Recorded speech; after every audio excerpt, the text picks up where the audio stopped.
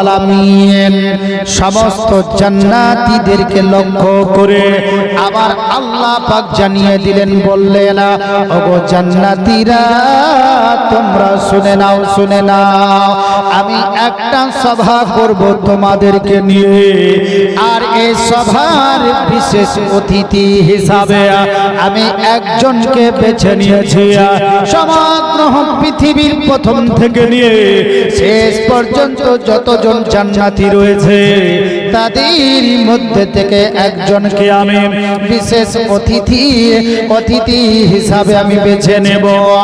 সমস্ত নবীগণ চেয়ে থাকবেন, সমস্ত আজকে সাহাবা বর্গগণ চেয়ে থাকবে, সমস্ত আল্লাহ ওয়ালাগণ চেয়ে থাকবে কার নামখানা বিশেষ অতিথি হিসাবে থাকবে। আল্লাহ রাব্বুল আলামিন আজকে এলান করার সঙ্গে সঙ্গে সমস্ত জান্নাতীরা আল্লাহ পাকে দৃষ্টি দিয়ে দর্শন করছে, দেখছে। এবার দেখার পরে আল্লাহ পাক ঘোষণা করলেন, জানিয়ে দিলেন, ওগো জান্নাতীরা তোমরা শোনো, শোনো, এই সভার বিশেষ অতিথি হিসাবে আমি নাম রাখলাম, তার নাম হলে হযরতে দাউদ আলাইহিস সালাম। জোরে বলেন। সুলাইমান আলাইহিস সালামের পিতার নাম হলে হযরতে দাউদ আলাইহিস সালাম। জোরে বলেন।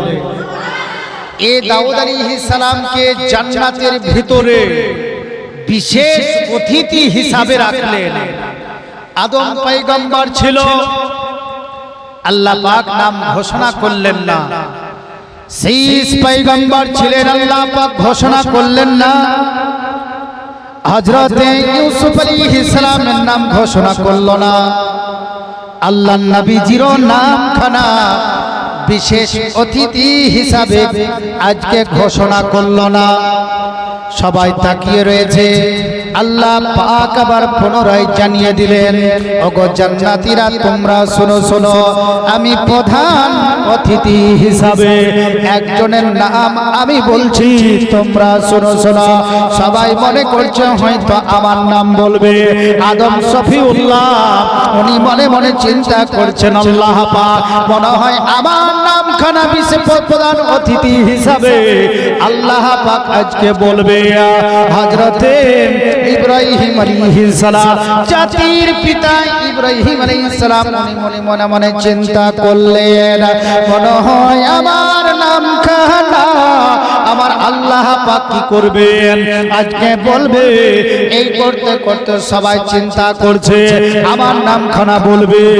আল্লাহ পাক বললেন, ওগো জান্নাতীরা শোনো, শোনো, প্রধান অতিথি হিসাবে আমি নাম করলাম, সেই নাম হলে আমার দোস্ত, আমার হাবিব, আমার রাসূলুল্লাহ সাল্লাল্লাহু তাআলা আলাইহি ওয়াসাল্লাম, মধুর নাম মুহাম্মদ রাসূলুল্লাহ সাল্লাল্লাহু তাআলা আলাইহি ওয়াসাল্লাম। জোরে বলে। প্রধান অতিথি জান্নাতের ভিতরে আমার নবীজি, আর বিশেষ অতিথি ছিলেন হযরতে দাউদ আলাইহিস সালাম। ইনি বানি ইসরাইল কওমের, ইনি আজকে আল্লাহ পাক ওনাদের মাঝে ওনাকে পাঠিয়েছিলেন। এবার দাউদ আলাইহিস সালামকে আল্লাহ পাক বললেন, ওগো দাউদ, বলে রব্বুল আলামিন লাব্বাইক, বলে তুমি কি করো? তাওরীত জবুরকে পড়তে থাকো। জবুর কিতাব আসমানি কিতাব, এই কিতাবখানা মনোযোগ সহকারে তোমরা পড়তে থাকো। পড়েছে, কিন্তু হযরতে দাউদ আলাইহিস সালামকে আল্লাহ পাক বললেন তুমি পড়ো। আল্লাহ পাক বলেছেন, আর এত জান্নাতীদের সম্মুখে তেলাওয়াত করা মানে তার শরীর কাঁপবে কিনা বলেন। সামান্য কতটা মানুষ থাকে এটি ওয়াজ নসিহত বা কোনো বক্তব্য রাখতে শরীর হিলে যায়, আর সমস্ত জান্নাতি সাধারণ কোনো নয়, বিখ্যাত বিখ্যাত বড় বড় নবীগণ আছে, রাসূলগণ আছে, আর স্বয়ং খোদা রয়েছে ওখানে। আর এই জায়গাতে পড়া চারটেখানি কথা না, হযরতে দাউদ আলাইহিস সালাম কে আল্লাহ পাক বলছেন দাউদ জাবুর পড়তে থাকো।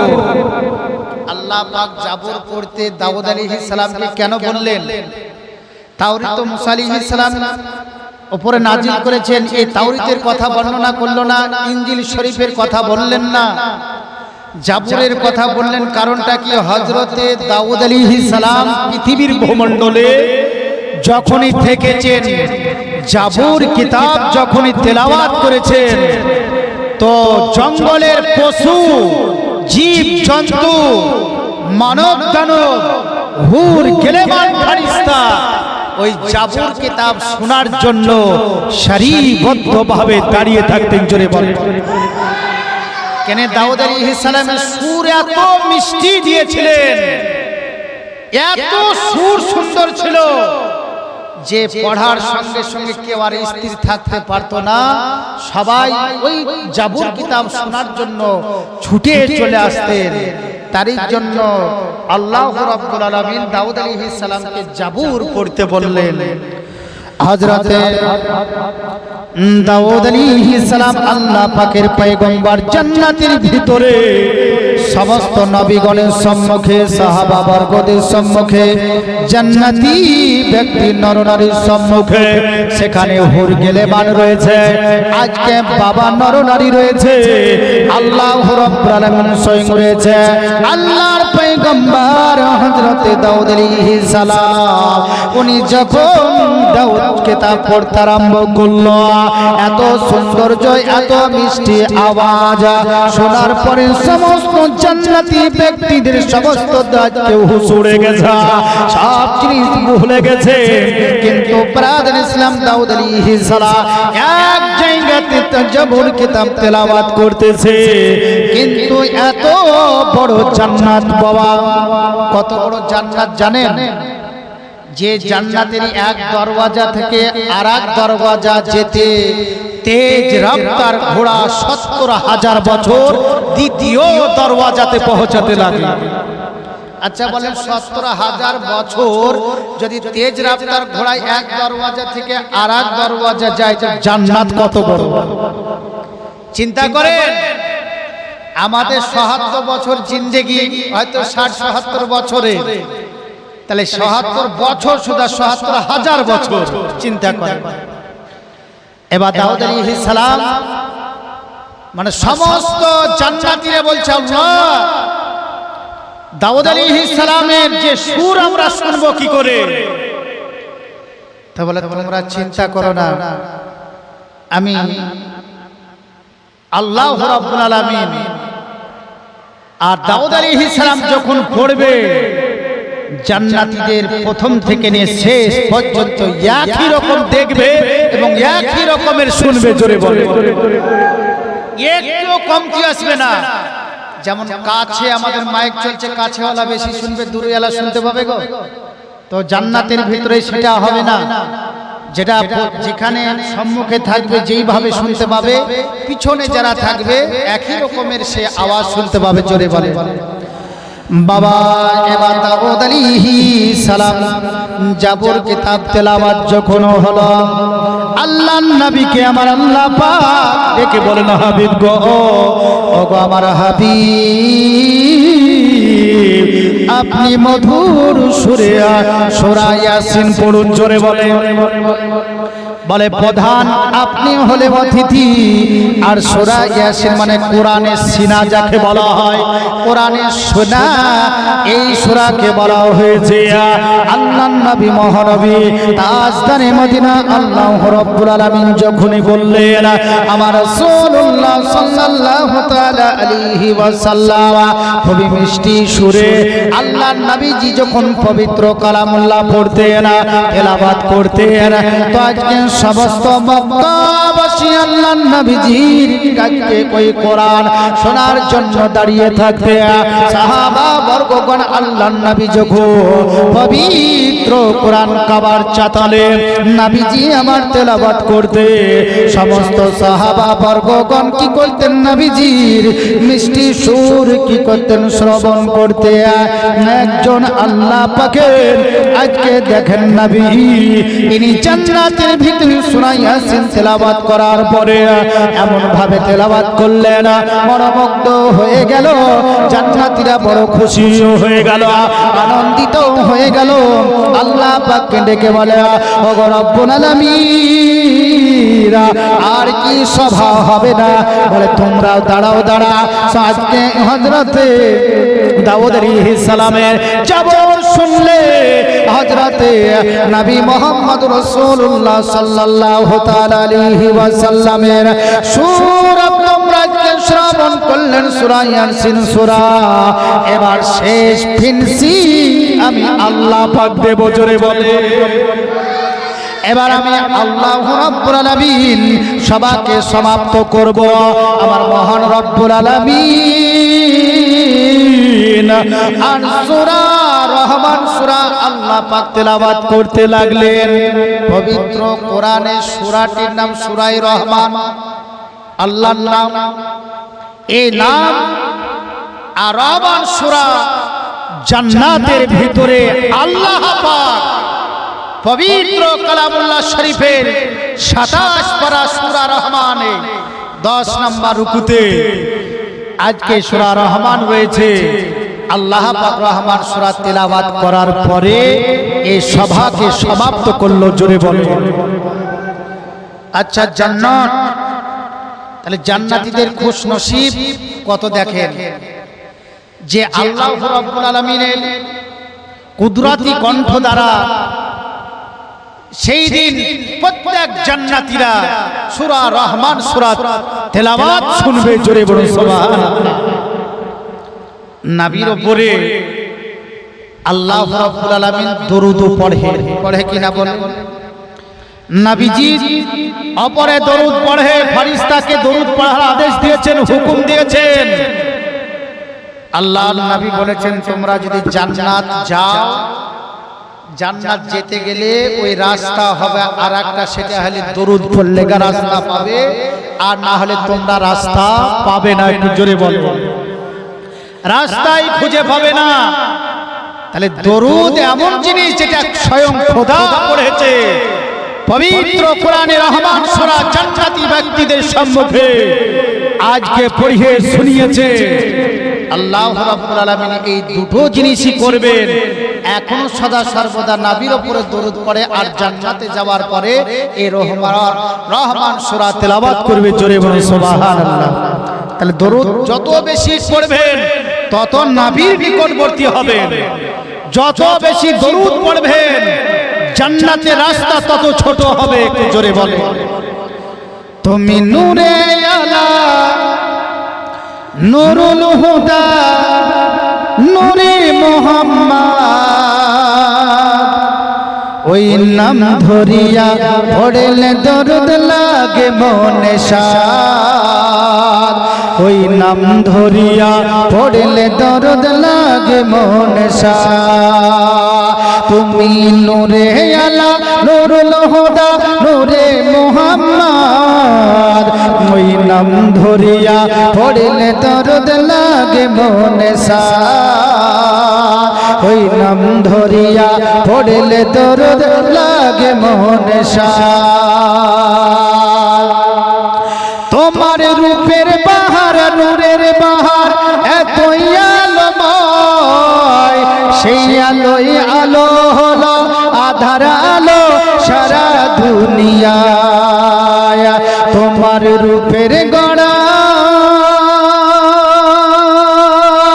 তোমার রূপের গড়া ওই আকাশে স্বর্ণ মাখা চাঁদ ওই নাম ধরিয়া পড়লে দরদ লাগে মনে শাদ ওই নাম ধরিয়া পড়লে দরদ লাগে মনে শাদ তুমি নূরে আলা নুরুল হুদা নূরে মুহাম্মদ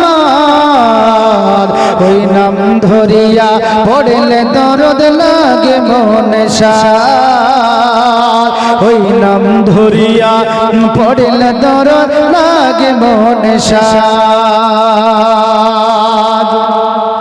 তোমার নামের দরুদ তুলে তুলে তুলে তুলে তুলে তুলে গাইছে নানান ফুল মোর গুনগুনিয়া পড়ছে দরুদ মোহাম্মদ রাসূল তোমার নামের দরুদ তুলে তুলে গাইছে নানান ফুল মোর গুনগুনিয়া পড়ছে দরুদ মোহাম্মদ রাসূল তোমার নূরের আলো তোমার নূরের আলোয় চন্দ্র তারা জ্বলছে সারা ওই নাম ধরিয়া পড়লে দরদ লাগে মনে সাদ ওই নাম ধরিয়া পড়লে দরদ লাগে মনে সাদ তুমি নূরে আলা নূরুল হুদা নূরে মুহাম্মদ ওই নাম ধরিয়া পড়লে দরদ লাগে মনে সাদ ওই নাম ধরিয়া পড়লে দরদ লাগে মনে সাদ আল্লাহুম্মা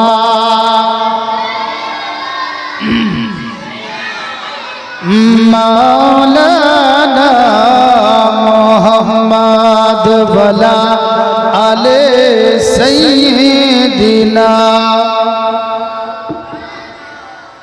ব্রাদার ইসলাম আল্লাহ পাক পবিত্র কালামুল্লাহর মধ্যে জানিয়ে দিয়েছে আলা ইন্না আউলিয়াল্লাহি লা খাউফুন আলাইহিম ওয়া লা হুম ইয়াহজানুন খবরদার যারা আল্লাহ পাকের বন্ধু হবে আল্লাহ পাকের দোস্ত হবে তাদের এহ জগতে কোনো ভয় নেই এবং পর জগতে কোনো ভয় নেই একজন আল্লাহ ওয়ালা আল্লাহ পাকের বন্ধু ছিলেন যার নাম হলে হযরতে আইয়ুব মহারানী রহমাতুল্লাহ আলাইহি ইনি জবরদস্ত আল্লাহ পাকের একজন ওলি ছিলেন কি করবেন একদিনের ঘটনা আল্লাহ পাকের পবিত্র গৃহ আমার নবী মুস্তাফা সাল্লাল্লাহু তাআলা আলাইহি ওয়াসাল্লামের রওজা আনোয়ার খানাকে জিয়ারত করবে আল্লাহ পাকের পবিত্র কাবা তওয়াফ করবে হাজরে আসওয়াদ পাথরকে চুম্বন দেবে মাকামে ইব্রাহিমে 2 রাকাত নামাজ পড়বে আজকে সাফা ওয়াল মারওয়া বাবা সাই করবে আর যাওয়ার জন্য প্রস্তুতি নিলে কিছু ভক্তগণ হুজুরকে বললেন হুজুর গো আমরাও কি করব আপনার সঙ্গী হয়ে আপনার সাথী হয়ে আমরাও ওই আরব দেশে যাব মক্কা নগরে যাব হযরতে আসওয়াদকে চুম্বন দেব কাবাকে চুম্বন দেব কাবার চতুর্দিক আমরা তওয়াফ করব আমার নবী মুস্তাফা সাল্লাল্লাহু তাআলা আলাইহি ওয়াসাল্লামের রওজা আনোয়ার খানা জিয়ারত করব নবীকে সালাম দেব আল্লাহর নবীর রওজা দর্শন করব একটু জোরে বলুন সুবহানাল্লাহ বলে যাবে বলে চলো ভক্তগণকে নিয়ে চলতে আরম্ভ করলেন যেতে যেতে যেতে আরবের জমিনে যখন পৌঁছে গেছেন সেখানে যাওয়ার পর আরবের ভূমিতে সেই সময়তে খেজুর গাছ অনেকটা ছিল তার মধ্যে থেকে বাবলা গাছ আরবের ভূমিতে সেই সময়তে অনেক ছিল কিন্তু এখন বাবলা গাছ খুব কম দেখা যায় কই দেখা খুব কম বললেই চলে আরবের ভূমিতে বাবলা গাছ সেই সময় অনেক ছিল কিন্তু এখন বর্তমান সময়ে দেখার যায় না তো হাঁটতে হাঁটতে হাঁটতে যখন ক্লান্তি চলে এসেছে সবাই মিলে হুজুরের সঙ্গে খেজুর গাছের নিচে নয় বাবলা গাছের ছায়ার তলে বসে পড়লেন আর সারাদিন হাঁটার পর ক্ষুধার্ত লাগবে কিনা বলো ক্ষুধার্ত লাগবে পিপাসা লাগবে সেই বাবলা গাছের ছায়ায় আল্লাহর ওলি হযরতে হারানী রহমাতুল্লাহ আলাইহি ভক্তগণকে নিয়ে বসে পড়লেন। বসে যাওয়ার পর সবাই তাকিয়ে রয়েছে, কেউ হুজুরকে কিছু কি বলবে না, কেন ক্ষুধার্ত লেগেছে, খাবার চাইবো হুজুরের কাছে, এই কথা কেউ বলতে পারে না। একজন ভক্ত বলল, হুজুর বেয়াদবি মাফ করবেন, আমাদের খুব ক্ষুধার্ত লেগেছে, এত দূর রাস্তা হেঁটে এসেছি, পেটে আমাদের কোনো দানা পানি নেই, হুজুর কোনো খাবারের কি ব্যবস্থা হবে না? দেখেন হযরতে হারানী রহমাতুল্লাহ আলাইহি উনি ভক্তকে বললে, এরা আমার ভক্ত, যে গাছের নিকটে আমরা বসেছি সেই গাছের নাম কি? বলে, হুজুর এটা বাবলা গাছ। তাহলে এই বাবলা গাছকে তুমি হিলান দাও, হিলাতে থাকো। বলে, হুজুর বাবলা গাছকে হিলিয়ে আমি কি করব? বলে, হিলাও। বলে, বাবলা গাছ যদি তুমি হিলাও খেজুর পড়বে। সবাই বলছে, এ কি কথা বলছে হুজুর, বাবলা গাছে কোনদিন কি খেজুর পড়বে গো? তাল গাছে নারকেল পড়বে, তাল গাছে তাল পড়বে, নারকেল গাছে নারকেল পড়বে, কিন্তু তাল গাছে নারকেল পড়বে না। তো আপনার বাবলা গাছে খেজুর হুজুর এটা কেমন করে পড়বে? আমি যেটা বললাম সেটাই করো। বলে, হিলা দাও, গাছটাকে হিলাও। ভক্ত হালতে হালতে কাঁপতে কাঁপতে কি করলেন, খেজুরের গাছ এই বাবলা গাছকে ধরেছে, ধরার পরে হিলাতে আরম্ভ করেছে। বাবলা গাছ হিলাছে, ভক্তদের সম্মুখে বাবলা গাছের কোনো ফল পড়ে না, খেজুর পড়ছে। জোরে বলে, আল্লাহর ওলির পাওয়ার দেখেন, যে বাবলা গাছে খেজুর ঝরাতে পারে, তো আমার শেহেনশাহে জিবাকার মাদানিকে তাজদার আহমদে মুক্তার নবী মুহাম্মদ রাসূলুল্লাহ সাল্লাল্লাহু তাআলা আলাইহি ওয়াসাল্লামের তাহলে কতটা ক্ষমতা একটু চিন্তা করেন। সবাই তাজ্জব হয়ে গেছে, বলে এটা কি করে সম্ভব? যে কেন সম্ভব তুমি জানো না? মান কানা লিল্লাহি ওয়া কানা আল্লাহু লাহু, যারা আল্লাহর হয়ে যাবে আল্লাহ তখন তার হয়ে যাবে, যেটাই করবে আল্লাহ তার উপরে খুশি হয়ে যাবে। জোরে বলুন। ও খেজুর গাছ থেকে আপনি নারকেল ঝরাতে পারে, তাল গাছ থেকে খেজুর ঝরাতে পারে, বাবলা গাছ থেকে খেজুর ঝরাতে পারে, আর খেজুর গাছ থেকে বাবলার ফল ঝরাতে পারে, রাতকে দিন করতে পারে, দিনকে রাত্রি তৈরি করতে পারে, আজ পৃথিবীতে মানুষকে মওত দিতে পারে, আবার জিন্দাও রাখতে পারে। জোরে বলে ব্রাদার ইসলাম, একজন আল্লাহর ওলি উনি কি করছেন, একজন ভক্তর বাড়ি যাবে, খাস ভক্ত, কিন্তু ব্রাদার ইসলাম সমুদ্র পার হতে হবে, জাহাজের উপরে চেপে উনি নিজের ভক্তর বাড়ি যাবে। কিছু ভক্তগণকে নিয়ে হুজুরের সাথে ওই জাহাজের উপরে যখন আরোহণ করলো, জাহাজের উপরে উঠে গেলেন, জাহাজ চলতে আরম্ভ করলো। এবার সমস্ত ব্যক্তিগণ আলোচনা করতে লাগলেন, আজকে এক আল্লাহর ওলির বর্ণনা করতে লাগলেন। হযরতে আজকে বাইজিদ বুস্তামি রাহমাতুল্লাহ আলাইহি বয়ান করতেছে এবং অন্যান্য আল্লাহ পাকের ওলির বর্ণনা করছে, তারা বলা বলি করছে এরকম ওনাদের পাওয়ার ছিল। একজন আল্লাহ পাকের ওলি, আল্লাহ পাকের বন্ধু ছিলেন, উনি সমুদ্রে কোনো নৌকা বাবা লাগতো না, উনি যেই নামাজে বসে বসে আল্লাহ পাকের ইবাদত করত, বান্দেগি করত, যেই নামাজে বসে বসে আল্লাহ পাকের তাসবিহ করত। কোন পৃথিবীর জমিন নয় রে, সেটা সমুদ্রের পানির উপরে। জোরে বলে, সমুদ্রের পানিতে যাই নামাজ বিছিয়ে দিয়ে নামাজ পড়া চারটেখানি কথা গো। একটা ঢাল ফেলে দেখেন দিনই থাকবে, ডুবে যাবে। আমরা যদি সমুদ্রে বা পানিতে যদি হারতে যাই তাহলে কি করতে হবে? সেই দিনে আমাদের জানাজা হবে, হবে না গো? বলা দেরি নাই তো জানাজা রেডি হয়ে আছে ব্রাদার ইসলাম। কিন্তু জাহাজের ক্যাপ্টেন বিশ্বাস করবে না, বলে এটা কখনো সম্ভব হতে পারে না যে সমুদ্রের উপরে মানুষ যে হেঁটে হেঁটে যাবে, এটা কারো সাধ্য তে কুলাবে না এবং কারো ক্ষমতা নেই। আল্লাহর ওলি উনি রেগে গেছে, বলে তুমি এই কথা বললে যে আল্লাহর ওলি আল্লাহর বন্ধু সমুদ্রে কি হাঁটতে পারে না? বলে না, এটা কখনো হতেই পারে না, অস্বীকার করছে। তা আল্লাহর ওলি সঙ্গে সঙ্গে ওই সমুদ্রে ঝাঁপ দিয়ে দিয়েছে। ঝাঁপ দেওয়ার পর কিছুক্ষণ দেখা যায় না, গায়েব, দেখাই যায় না। সবাই ভক্তগণ চোখের পানি ঝরাতে আরম্ভ করলো। এই ক্যাপ্টেনের লেগেই আমার হুজুর এবার তলে বসে চলে গেল, মারা গেল। ক্যাপ্টেন বলছে আমি বলি তো ভুল করলাম। কিছুক্ষণের মধ্যে বলছে দাঁড়াও, আমি জিন্দা রয়েছে, একটু জোরে বলে। আমি মরি নাই রে, আমি মরি নাই, মরি নাই, জিন্দা রয়েছি। আল্লাহর ওলি উনি সঙ্গে সঙ্গে উঠে দাঁড়িয়ে গেলেন।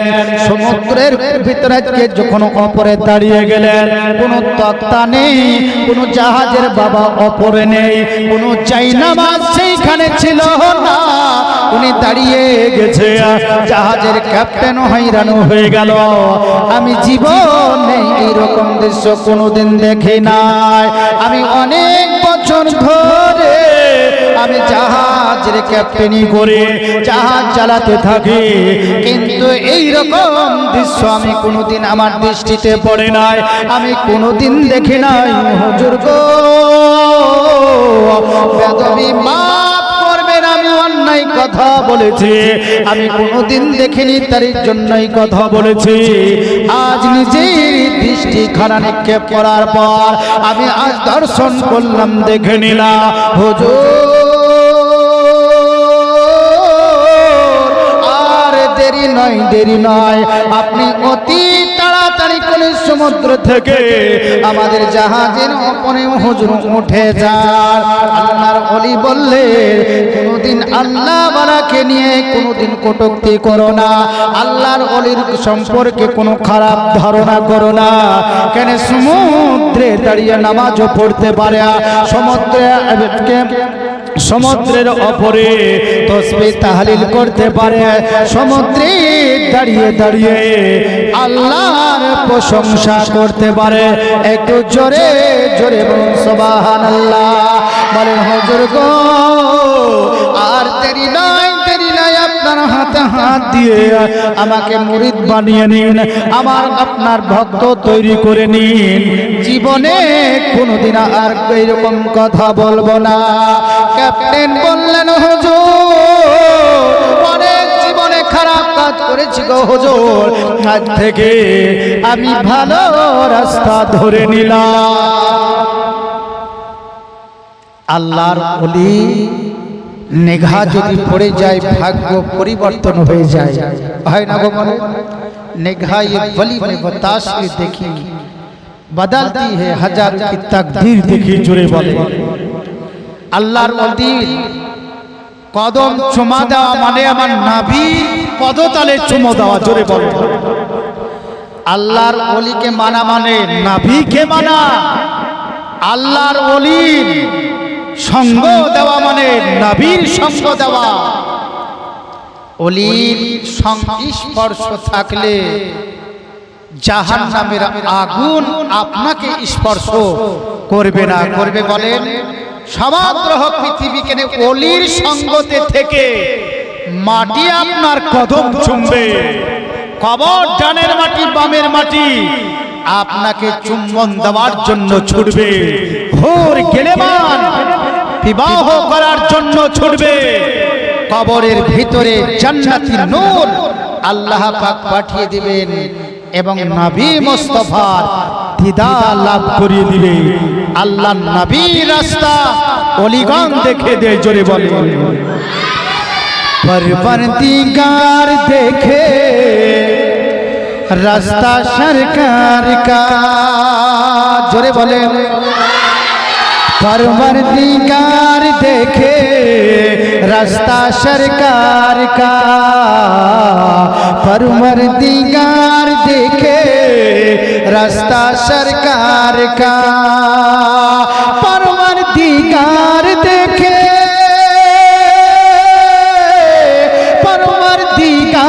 देखे रास्ता सरकार का, रूहुल अमीनो चूमे तलवार रसूल का, रूहुल अमीनो चूमे तलवार सरकार का, परवरदिगार देखे रास्ता सरकार का, रूहुल अमीनो चूमे तलवार रसूल का, रूहुल अमीनो चूमे,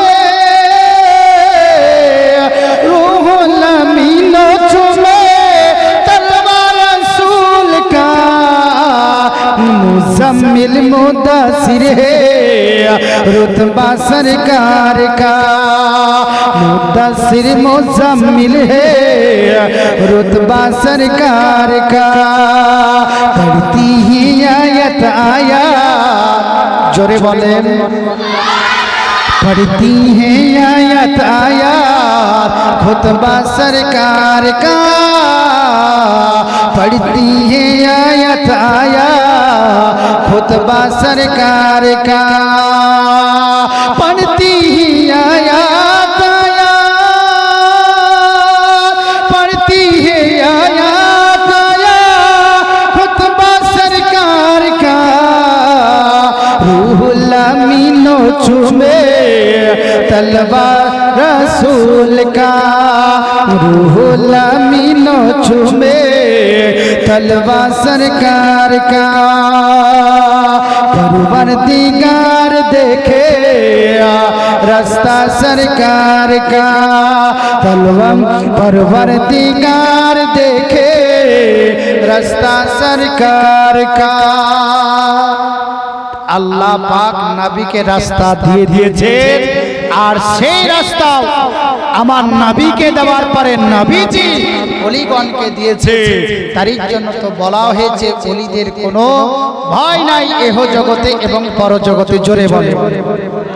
তো যাই হোক ব্রাদার ইসলাম, নামাজির আস্তে আস্তে একটা ছোট বাকিয়া বলে আমার বক্তব্য ইতি করব।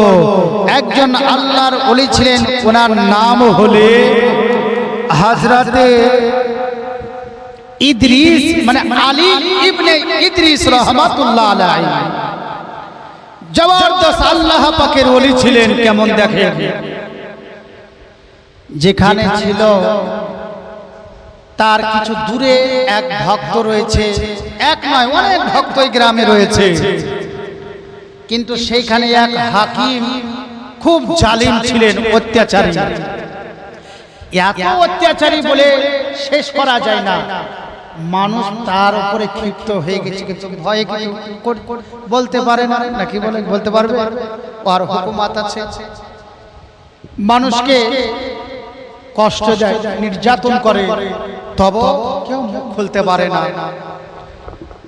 এত নির্যাতিত হওয়ার পরে, কষ্ট পাওয়ার পরে একজন আল্লাহ পাকের বান্দা এই ওলির ভক্ত হুজুরের কাছে চলে গেছে। হযরতে আলী ইবনে ইদ্রিস রাহমাতুল্লাহ আলাইহির কাছে গেলেন, কিন্তু এই সমস্যার কথা কিন্তু হুজুরের সম্মুখে বলতে পারেননি। একদিন চলে গেছে, বলতে পারেনি। 2 দিন গেল, 3 দিন গেল, বলতে পারলেন না। চতুর্থ দিন রাত্রে এশার নামাজ মসজিদের ভিতরে হযরতে আলী ইবনে ইদ্রিস রাহমাতুল্লাহ আলাইহি উনি নামাজ পড়াবেন।